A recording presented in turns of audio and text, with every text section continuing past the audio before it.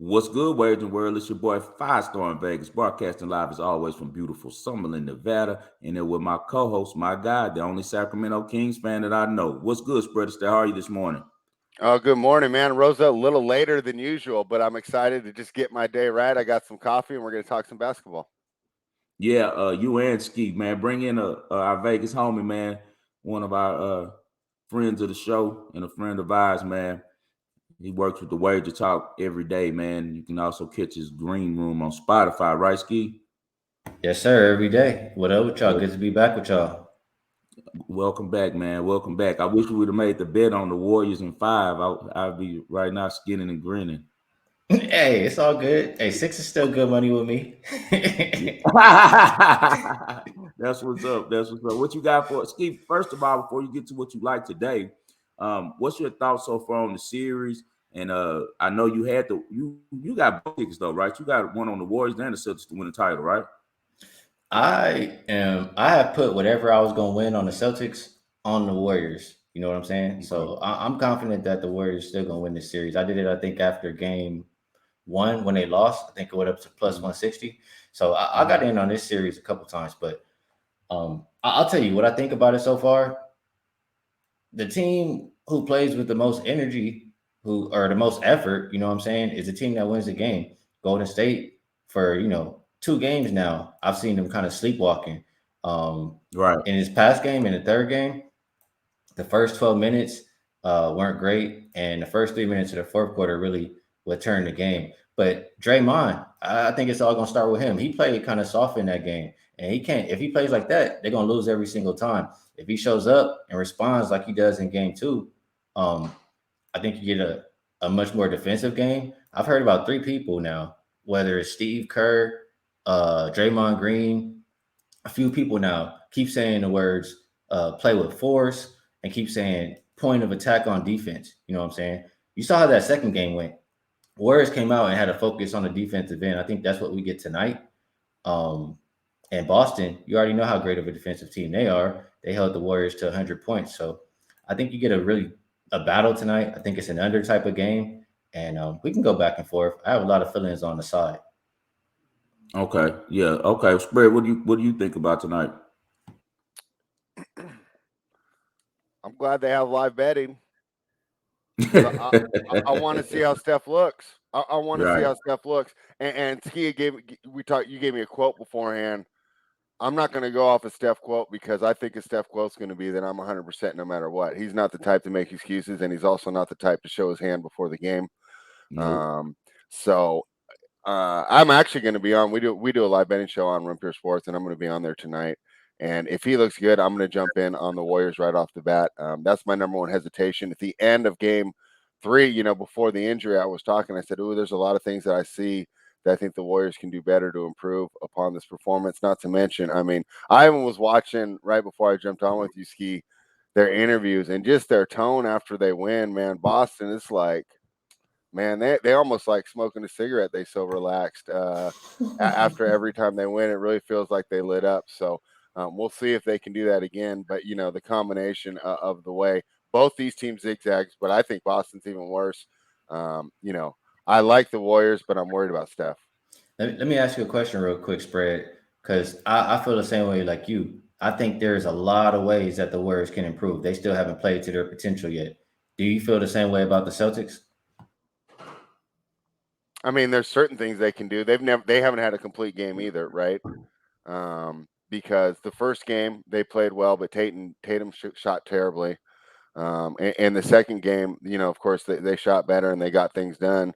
But I didn't think Tatum was effective playmaking as well. And a lot of their, a couple of their role players could have played better too, namely Derek White. So, yeah, I think that the Celtics can improve some things. But like I said, just the pattern of this team for whole playoffs, right? Other than that Brooklyn sweep, where they got to be the Draymonds, they were manhandling KD there, right? Other than that, they've been really inconsistent, and they should have put that Miami team away in 6, maybe even less, and they failed to do it. And I just think the Warriors are a little better. Well, you guys have been jumping me on this series. That's our plan, but man. you didn't understand. Both y'all jumped me, when you jumped me, you didn't know that I had 2 weapons. See, and those 2 weapons are the problems that they're having to deal with every night. It doesn't matter what court they're playing on, and that's Jaylen Brown and Jason Tatum. I don't care. You could think of every solution, everything in the world to try to make this series make sense where the Warriors can stop them, and it's not. The only way they're going to stop them is the only reason they stopped them in game 2 was the whistle. If they give them the whistle tonight, yeah, they'll let them stop them. If they let them club them, letting them hack them when they go to the goal, not calling any fouls, and then going on the other side and calling fouls. We know how the NBA does with this stuff. So, yeah, if they switch up the fouls, but if they allow both teams to get an even whistle and just let them both play just straight up basketball, just man ball, they don't have a chance, man. They don't have a chance. I think you overrate the amount that officiating matters. I don't think the officiating was the reason the Warriors lost game 3. Man. Stop it. I don't overrate. I mean, it was worth 21 points. You can look at the fouls, man. I'm watching every play. I'm watching every play, man. You can look at the fouls. How many fouls Steph had in the beginning of the game? How did that affect the game? Who was out there in that game? You know what I'm saying? It's a lot of things that go the Celtics' way too. And let me ask you: is there things that the Celtics can improve? Do you think on the Warriors' way? I think you misunderstood me with that. I never said that. I said who's ever getting the whistle. The Celtics got the whistle in game 3, so obvious, and the Warriors got it in game 2. In game 1, they just let them play. You know what I'm saying? If they let them just play, I feel like the Celtics are a better team when they let them play, strictly because at the 3 prime positions, they're younger, stronger, and faster. They're in their prime with their top 3 guys where the Warriors aren't. It isn't much that Draymond can bring to the table to help the Warriors, man, besides fouling people. What you they watch, need right? him to execute. They need him to execute. So from watching, I'm going to tell you what I saw. One thing, and then I'm going to pass to you. You remember when you first came on here, the first thing that you told me was, how are the Celtics going to stop the beautiful offense that the Warriors run? They haven't ran that offense. And you know the reason why?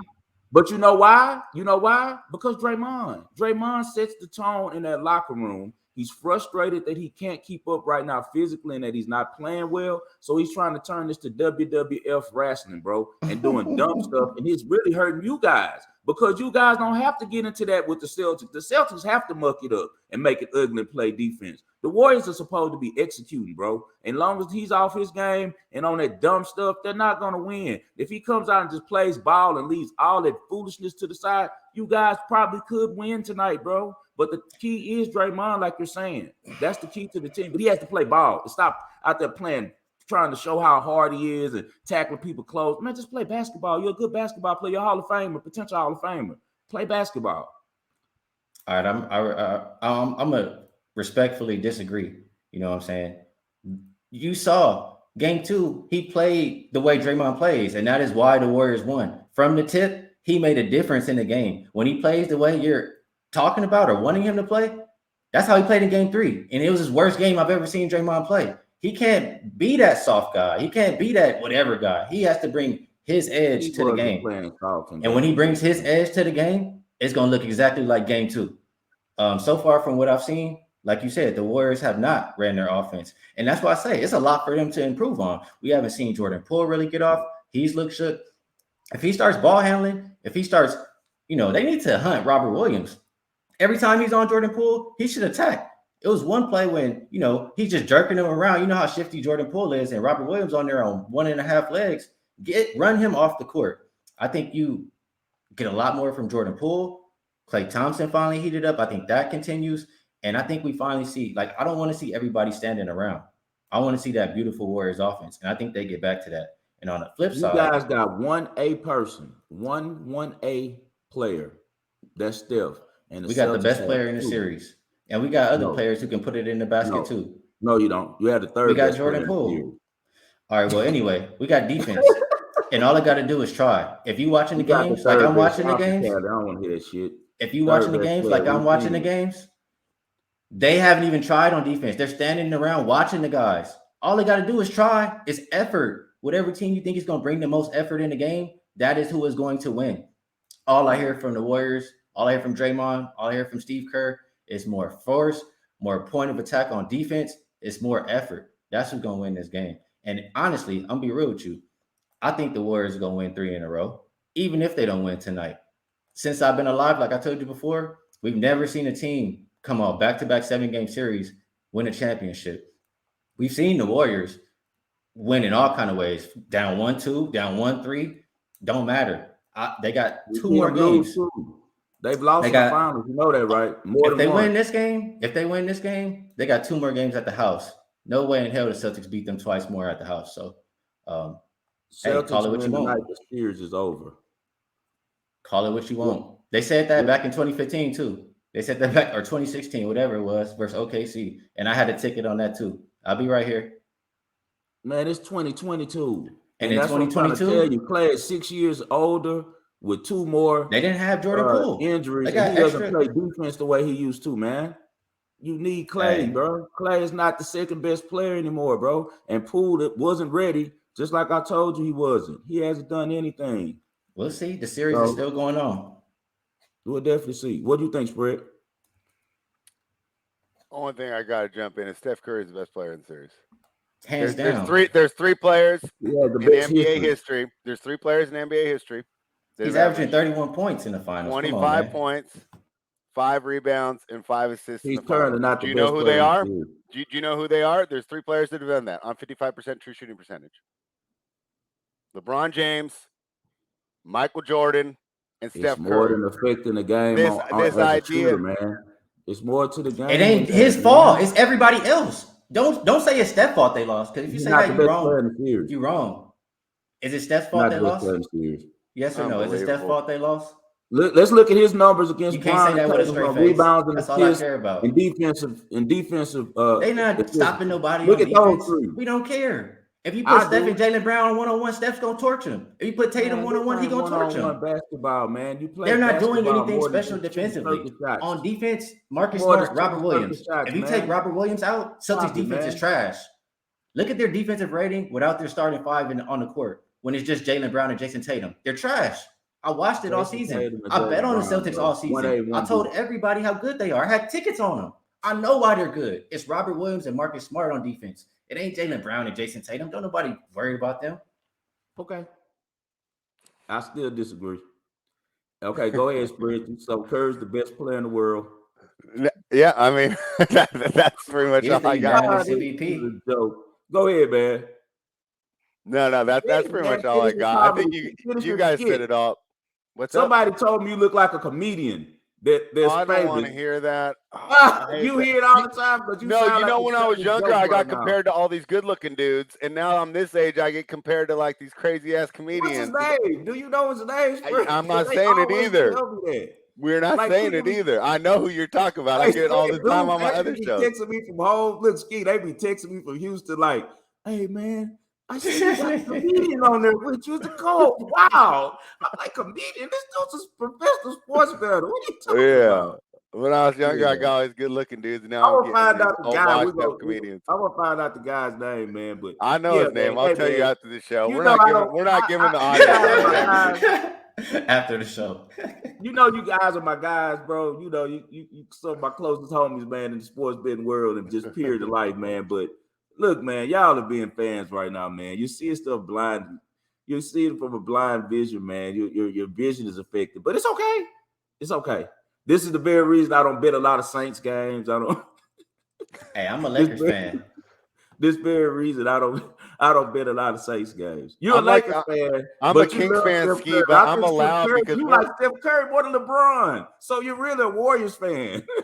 You like Steph Curry more than LeBron. I love Steph Curry. He's my favorite player. I already know it. I know it. But it's respect. We said now. This is what I will give him. What we said yesterday. He evolved the game. He's a trailblazer. The 3, I respect it for that, man. But what you guys are not understanding, these guys are in their 30s. They're in their mid-30s, man. They're not the same team they were in their 20s when they were the baddest men in the NBA. The Splash Brothers were the baddest men in the NBA. This is a great push that they're making. And, hey, I would have loved to see them win it, but it's just they don't have a team around them. They're probably if they can stay on the same pace they are on now, Clay can get a little bit more healthy and get back. He'll probably never be the defensive player that he was before. But if he can get just a little bit back into the swing of things, just, raise his levels just a little bit more, Kuminga can come on another year, Moses Moody, and then they might have the type of athleticism and manpower to deal with the Celtics, to deal with the Bucks. Right now, I just don't feel like Steph has enough help, bro. And we talked about this, spread. You know, I don't think his roster, if Draymond is your third or fourth guy, you're in trouble, man. You're in trouble. He's been the third or fourth guy. Right, but and they he's won not how many producing championships this series, Ski? What is he doing? He just had 2 points, he had one good game, 3 rebounds, and like five and rebounds. that's what I'm telling you. That's what I'm telling you. He played the way you want him to play, and that's how he produces. When he plays with his edge, it's gonna look more like. But he played with the edge. Me and Ski, me and Spread just were talking about the last he show was about how dirty in he game played three. in game 3. Like he he was played soft with in game edge. 3, huh? He was scared to get thrown out. He was soft in game 3. Man, if he get any harder, then I feel sorry for him, bro. They're finished. They're gonna be out there with a cast on. If he gets any harder than that, they'll have a cast on by the end of this game tonight. If he gets any harder than that, man. Ski, what you like tonight, man? I know you got some. Wait, hold on. He got to go, but I got a couple questions for him real quick. Go Number ahead, one of the things that I was disappointed on in game 3 was the Celtics closed the game with the 2 big lineup, right, with Horford and Williams. And the Warriors went with the death lineup, right? And before the series, I would have said, hey, do that. Now, I was disappointed. I wanted Looney in there. If we're going against the 2 big lineup to close again, who would you rather have out there? Do you like that small lineup against that team? I'd like Looney out there. What do you think? I want whoever's bringing energy, and if they're going to have the def lineup, everybody cannot stand around. If you're standing around, then it takes away the edge you have on offense, and you might as well have Looney in. If they're going to run their offense, give me the def lineup 10 times out of 10. Okay. Cool. Who you got today? You got something else, Brad? I'm sorry, you said you had a couple. No, that was it. That was it. Cool. Ski, who do you got today? I know you got to get off here and do your show. What do you got today? What's your picks for today? I'm gonna just tell y'all Warriors, man. And I'm gonna tell you this: they've won every single game so far this playoffs off of a loss, 5-0, off of a road loss all time of 10 or more points. What are they? 14-2 straight up, I believe. So I'm gonna trust in the team that's been doing it every single year, the team that's been doing it this year. And the Celtics, they've been pretty damn good off of a loss, but off a win, especially at home, mediocre, 3-4. So Warriors tonight, screw the points, plus 145. All right, then you heard that from Ski. He said money line Warriors. I'm sure you'll have a lot of people betting with you. We appreciate you for coming on, Ski. I'm sure we'll talk to you next week, man. As we get more into these finals, man. We're gonna have to talk a little Euro playoffs on these boys next week, man. Yeah, we can do that. They don't know about that. That's what got me and Ski through during COVID. we learned the whole Euro League spread. That's why now we be texting about it all the time. Like hey, did you guys see the movie Hustle yet on Netflix? Oh man, y'all got to check that out. It's pure NBA. Adam Sandler, you know what kind of context he has within the NBA. He literally has the whole NBA in that movie. LeBron and Maverick, they're the ones that produced it. And Mike James is in there, Ski. That's why I said they even go over to Europe and get the guy. They get they get what's the guy who played for the Celtics? His brother is Willie. Herman Gomez. Oh, Juancho Hernan Gomez. He's the star of the show. He does a really good job too. And they find him overseas, and his brother plays for Real Madrid. So they go to Real Madrid. Hey, I'm gonna go check it out now. No, it's super dope. You guys are really gonna enjoy it. Next week we'll talk about it, man. It's one of the best movies I've seen this year. Hustle, man, by Adam Sandler on Netflix. Really a great time to watch that with the NBA Finals going. Appreciate you, Ski. Y'all go check out Ski. Y'all follow him on Twitter at Ski Profit. Go to his room on Spotify, and he's also on Wager Talk every day. Thanks, brother. We'll see you soon. All right, guys. All right, Spread. Y'all done jumped me. I'm all bruised and battered. We did it Draymond style. Look, I'm under the sofa looking for my weapons, and they're going to come out tonight, Brown and Tatum. But let's get to yesterday's news real quick, man. How you do yesterday's? I think I lost. I think Nakashima lost, man. I'll text you when I was watching. I slept in today. I slept in today. I missed the match. I text you like 5 in the morning. Yeah, usually I'm up, but I went out last night. Oh, okay. So. Little nightlife spread. Yeah, it was fun. Yeah, but I didn't get to. Yeah, it was great. It was a really good time. But it's especially right now. It's beautiful in the evening. Yeah. You know what I'm saying? Just to walk around like after dark here, because it's a little hot during the day. But isn't Vegas the same way, where everything comes alive right after twilight?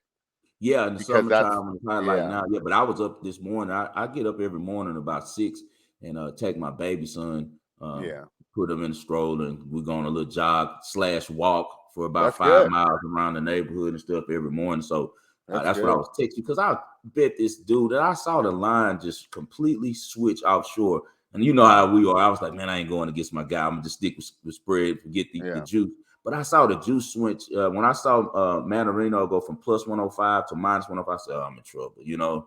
And Yeah. Mandarino wasn't that good. And then I'm listening to my boy Noops, and I kind of pulled back. I was going to unload on Martin Cove. Remember, that was the first name that shot out my mouth yesterday. Because I missed that one too. I had both those guys in my DFS lineup. Dude, her serve right now, she's not getting broken. You know, that's all you have to do on grass. You know, don't get broken. She's winning all the tiebreakers. So I really like her on grass in this tournament. I wouldn't be surprised if she wins that tournament. Very weird day in tennis, actually. So don't feel bad The about whole that. week's weird. I mean, like Yeah. these weeks after slams are always kind of wacky. It's like and then you know what I have to do? I always have to remind myself, don't take too much into it. Just because someone like balls out at this 250 don't mean they're going to do good against the real top 10 that are taking this week off. And you know, I just hit a 10%er because I've understood now that it was the old folks tournament right now. All the old timers are winning. Yeah. Dude, Flipkins, come on, making a run. Mandarino making a run. So I had to Yeah. ride Murray because he's the best old head of them all. How's he doing? He won the first set when I woke up before I jumped on. I hit a 10% one on that. I put 10% on him this morning. When he went from plus 140, I was already pissed because I had lost 1% on man. I was like, I'm going 10% on Murray. Hit it. He dominated him. After he won the tiebreaker, I knew, you know, Sissy Pass doesn't play good on grass. He gets frustrated easy on it. The funny thing is his game should translate. That's like if you just scouted him and you watched him. Yeah, if you watch him on a hard court, you would think, hey, this kid's going to be good on grass. But, you know, he's young. And his first round of Wimbledon, dude. Great. The season's too short. Did you see they switched the season and they still didn't add the grass season for coming up? So they're going to make more of those Masters 2 weeks long. Wow. So 128 now instead of 64s? No, they didn't go to 128 though. Okay. But I think they were 48 and 56 on a lot of those Masters. But so those Madrid and Rome and everything, I think they're going to be 2 weeks now, which will be interesting. And actually knock some 250s out of play, which I was a little surprised that they did. But so it's like, okay, whatever. I was disappointed they didn't extend grass season. And I understand Wimbledon, but for us, it's like, why would the British care about 4th of July? For us, you know, we watch Wimbledon on 4th of July. That's how it's always been. Yeah. I don't think they would care about that. So no. It seems to me like they would be fine to push it back here.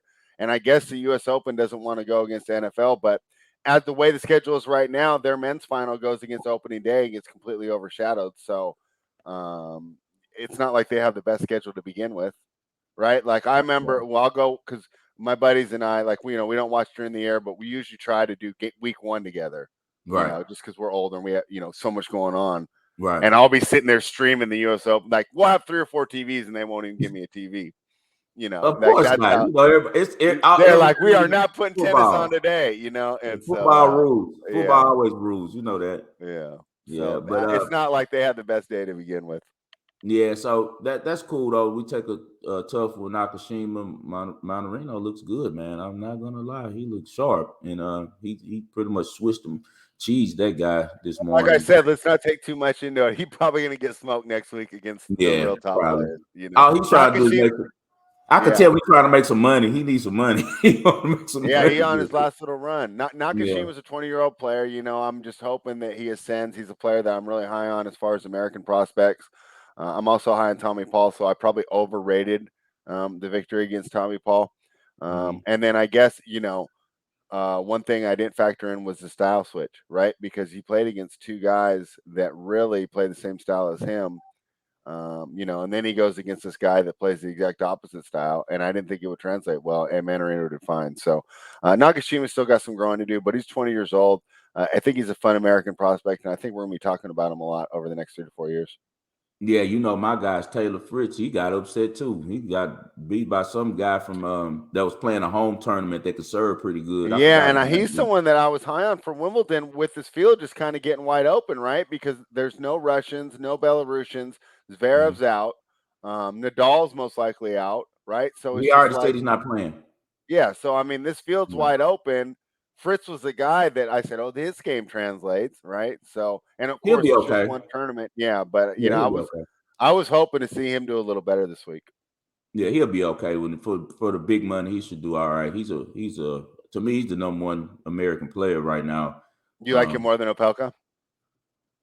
Yeah, because his head to head he dominates Opelka, but and he's also had a bigger win beating Nadal. You know, for that Masters title that he won. The Indian Wells, yeah. Yeah, but I that was a home tournament for him too because you know he's a Cali kid, so you know he had a lot of fans. But TFO has the talent to be the best, but for some reason it's not translating on the court.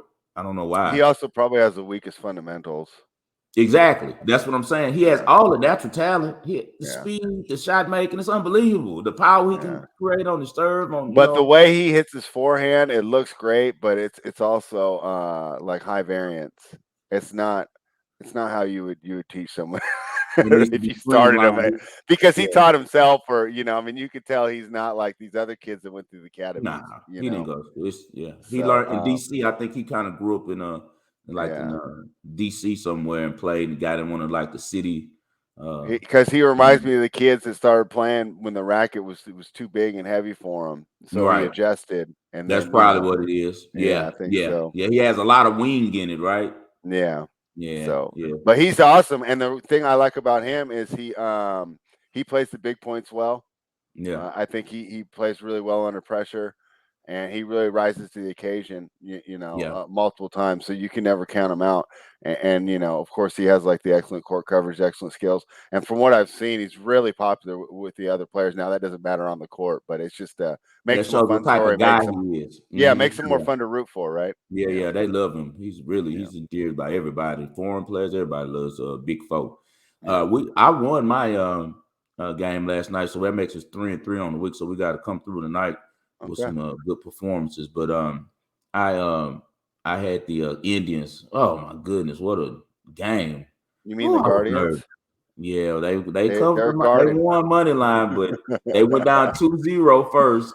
Yeah, and I was sweating, and because I had a huge bet, and all my clients. Do you watch all the baseball games? I watch a lot of them, not all of them. You got to almost be like a Buddhist nowadays to sit through those, man. After we watch tennis and NBA, to me, and college basketball is so fast paced, man. Man, I mean, my grandfather. They cut to the guys they standing around. Then they cut to the crowd. I go, so now I'm watching someone in a crowd watch someone not do anything. I commend you for your patience to watch those. I got patience from my grandfather, man. My grandfather had my mother when he was almost 50. So he was born in 1909. So he was born in 1909. And of course, when him coming from that time, he was diehard baseball. He watched a little football with me just because, but baseball was his sport. He didn't care for basketball at all. But baseball, he watched all 162 games every night. He was a huge Cubs fan because of WGN and Harry Carey. So rest in peace, Cephas Armstrong. Taught me a lot about baseball and also taught me about the patience that you need. He said, hey, everything in life moves fast. When you're watching a baseball game, it's time to slow down. And so maybe I need to do that. Yeah, baseball is real calming to me. I love it on in the house. It makes everything very calm, relaxed. Everybody's taking their time. And then when you had the big plays, the bases get low, just like yesterday. I had we killed them, the clients, and I killed yesterday daytime baseball. It was some exciting games, man. The D-backs, the whole game down 3-0, come back win in the ninth inning, and you get those type of situations. Baseball is like calm, and then all of a sudden just, all this chaos. Same with the Dodgers. They were down 4-0. We had them. They come back, get the lead up to like 10-4.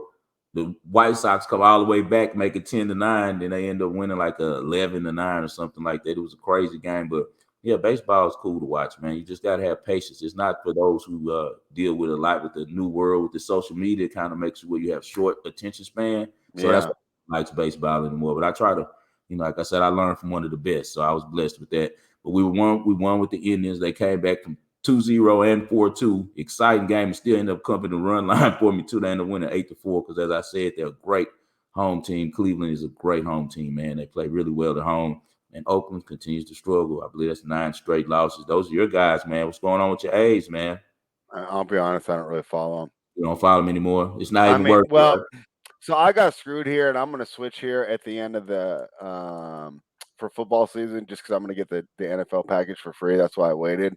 Right. But Dish took the regional sports networks off. So last year, I think they did it last year, but so I can't watch the A's games and I can't watch the Kings games without streaming them, which is just absolutely ridiculous for the amount that I pay for cable. Yeah. So I'm switching back to DirecTV, but I figured I'd wait until August, and that way, you know, you get the Sunday ticket for free for signing up. So, man, whoever is in charge of these type of things that are happening with that, because we had something going like that in Houston before when they switched to AT&T Sports. I remember my dad had to like get a whole new different cable company because he's diehard, want to watch the Rockets and the Astros every night, you know, and they both, you know, AT&T Sports Network. Who's ever dealing with this, you guys have to understand corporations, that the people are the ones who keep you guys rich, and they don't care at all. They're going so far now, these corporations, with how they have a fee for everything. They're always trying to maximize their dollars. They're never thinking about the patron now, you know, at all. And it's ridiculous. Why would you want to take away your fan base? That's what's the heart and soul of the team, or the locals that watch baseball every day. That's the only thing people will be going. Like, every team has a group of older people, you know, like my grandfather was, that watches baseball daily, and they keep it on. They're going to watch their local team. My dad doesn't miss an Astros game. You know, he watches every night. And so, you know, I don't understand why they're doing this. They should make it available as much as possible for their fans so that they can have more people buying their gear, more people supporting them. You know, it just doesn't make sense to me, man. Everybody's just so worried about the book and trying to make as big as margins as they can and not even care at all about, you know, the little guy. And that's one of the things that I really dislike about the current times that we're in, man. But let's get to the ball and parlay for today. Where you going with today, Spread? What you got? I'm going with Kevon Looney over 7.5 rebounds. That's why I asked Skee that question. He seemed to say, you know, just whoever's hot. And of course that makes sense. But to me, one of the answers is I think they get him more involved. And just because, you know, the smaller lineup worked for you all year, I think in this particular matchup it doesn't. And when you put Kevon Looney in there, now you have the biggest player on the floor. Right. And I think that's why he looks better in this matchup as well as in that Dallas matchup than he has all season, because we didn't talk about Kevon Looney during the regular season, did we? Right. He's the only warrior, but then he got an award. He was the only warrior. I think he might have been a team MVP because he was the only warrior that played all 82 games. Did you know that? Okay. No, I didn't know that. But my point is, against normal bigger guys, right? Like he's just, you know, he's a good, solid player, right? But he's not a star. But in this situation, you know, where the Warriors don't have the size on the wings, they don't have the size at the guard position, you need to take advantage of it somewhere. And I feel that his ability to get those offensive rebounds meant so much to the team in game 2. And if they go with 2 bigs, which it seems like they're going to do with Robert Williams, he's playing pretty well. Al Horford, of course, has played great. Why would you not want those guys on the floor together? That was Boston's best lineup this season. Right. So it makes sense. You know, I think Looney gets a little more run. I'm going Looney over 7.5 rebounds. Let him know what you got. Yeah, man, I got to go with the Celtics first half -2 because of everything that we've been talking about. And we beat a drum on it, that the Celtics have taken success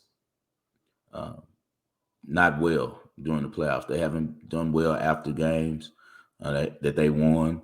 I don't think they won 2 in a row all playoffs, right? Yeah, they did. They won 6 and 7 in Miami, and they swept Brooklyn.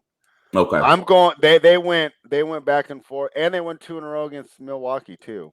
Well, I think that they're aware of that, and I think that all the way from the top, Brad Stevens and Coach Udoka is going to be beating in their head. Hey, man, this is the World Championship.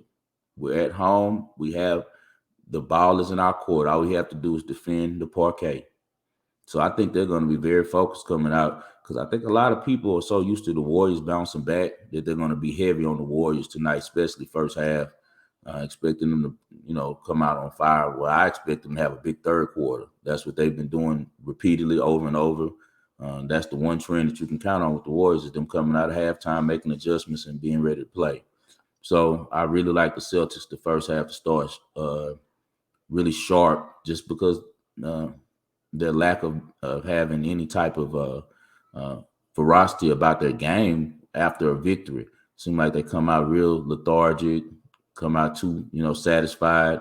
And I think that their administration and their coaches are going to really, really be on them in practice today and yesterday about this, about, like the championship's yours for the taking, don't blow it, And I think those guys are going to step up today. I like Brown and Tatum to step up a lot. I was very interested that SKEE said that if the Warriors should hunt for Robert Williams. I don't agree with that. He played the perimeter very well, and he showed that when one of the guards, I only remember Poole scoring one basket on him on a switch, and that was that when he did the dance like back and forth, and then snuck up a layup. The rest of the time, he's been blocking all of those shots that those guys have been doing when they've been trying to go one-on-one with him. He had 4 blocks and 3 steals in the last game. I thought it was one of the best his games. length and athleticism is ridiculous. And, they don't even let him loose. Robert Williams can shoot threes and everything, man. They don't put that in the offense right now. But, he's from Texas. I've seen him play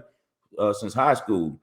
He can shoot threes. He can handle the ball a little bit and everything in a different offense. That's why you got to respect the Celtics and their culture. Brad Stevens is actually on that movie I was talking about. On the movie, he ends up. I ain't gonna give you the plot, but he's on the movie and he has a pretty prominent role in it as the GM of the Celtics. So they do a really good job at getting these guys to buy in, dude.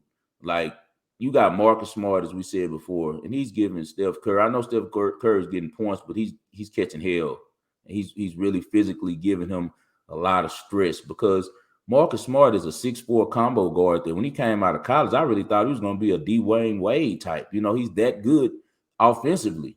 Well, he was in college, but he's, pretty much stepped back from that whole part of his game. He creates when he needs to, gets people passes. He's really became a point guard, but he was not a point guard in college. He was a scoring machine. He led the Big 12 in scoring.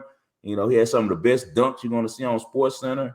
And he really toned down his game and focused on defense in order to be a professional. And that's awesome, man, that they were able to get him to buy in. And then you have Robert Williams the same way. Robert Williams, if he was at a team that wasn't that good, a team that's just all about getting your points and stuff, he could average like a double-double, dude, like 15 and 10.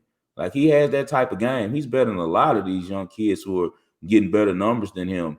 He has a lot to his game. His game is better than Cat's actually, but people don't know that because they'll never see him get the freedom that Cat gets because the Celtics, system is about everybody buying in and doing their job. So do your job. And it's funny. That's from that region, right? They probably had a Bill step through. Bill Belichick probably came through a couple times and spoke to him about do your job, but it's impressive that those guys toned down, their games just to fit the system, man. And I'll be interested to see how they react tonight after having so much success. I need to give them a bonus, man. We didn't run through the USFL. Put up the USFL real quick for us, spread. Let's try to give them some USFL before we get out of here. Dart just tied it up. I'm so mad I didn't take her. I had her against against Risk? Yeah, she just tied up 1-1. She hit Georgia. I hit her for plus 350 yesterday. I'm glad my DFS. That's one thing about DFS. When you get them wrong, you only lose one entry. Not all right. You ready? New Jersey Generals -8 at Michigan against the Panthers. Okay, New Jersey -8. Okay, we're gonna go first half over on that game. First half over on Panthers and New Jersey. I think it'll be a 23. Yeah, go over on that game. Both of those teams get up and down the field. Michigan doesn't have a good defense, and New Jersey is very explosive. They got a kid out of Louisiana, Turpin, out of Monroe, where I'm originally from, went to Nelva High School. That's a great player for them. Went to TCU, and he's really shining for that offense. Very explosive. Okay, we got what is the next? Gamblers. Hey, yeah. Out in Vegas, do people be wearing that hat? Which hat? Houston Gamblers. You got to think a bunch of people got to be You rocking know, I that. do. I have one. I just haven't pulled it out on the show yet. I have one. Do you see a lot of them? I mean, No. it just seems to me like I would wear that if I went down there. Like, hey, I'm on the Gamblers. Well, out here in Vegas, it's very transient. So everyone's. I'm just figuring, like, I'm from Sacramento. I'll buy a Houston Gamblers hat, wear it down there when I go down there. If and when you move here, you're gonna wear straight King stuff every day. Oh, I will not. I'm gonna let them know where I'm from. You're gonna be wearing 49ers caps because that's how it's very territorial here because everybody's transit. So, well, I'm a Raiders guy, so I'll be wearing that. Oh yeah, that'll help me right there. That's the most you see here is Raiders, and they're either from the Bay or from Vegas. I have some Raiders gear too. I respect the Raiders, man. They're one of my teams that I do, hope to. They're gonna be fun this year. Yeah, they're gonna be nice. So Gamblers plus 11.5 at Birmingham. Man, we got to go with the Stallions. Like I told you, the Gamblers are terrible right now. Their quarterback is inefficient and he's not that fast. But he has the problem when he thinks that he thinks that he's fast. That's the worst type of person that's playing when they think they're fast, but they're really not fast. Like Baker Mayfield used to do in the NFL. That's what he does. Like he thinks he's fast, he's not going anywhere. Well, hey, where Baker gonna end up? At home with us. I mean, they don't. Colin said he was the next Johnny Manziel without the criminal record, and he's pretty much right. Man, I wanted Johnny Manziel to be good so bad. I partied around him before. I've been around Johnny football before. Rest in peace, PJ, my homeboy PJ Simmons. He passed in a car accident, unfortunately, in downtown Houston. He went to A&M and was real tight with them. He was in their circle like one of their guys. He brought me to a bunch of crazy parties that football had with his girlfriend is from Houston, his ex-girlfriend, the one that got him locked up in Cleveland. Her and her sister are some hot commodities. The sister used to talk to Chandler. What's the guy's name? Used to play for Parsons. Chandler Parsons. Every girl I knew loved him. Yeah, well, that was her guy. He was a good-looking fella. Yeah. All I can say is they had some great pool parties at their house at the time. Just because we hitting random stuff. If you were to bet, we talked about this on the live show that we did on Wednesday. Would you, let's say I put a -110 on both sides. Deshaun Watson plays one down in football this year. What would you bet?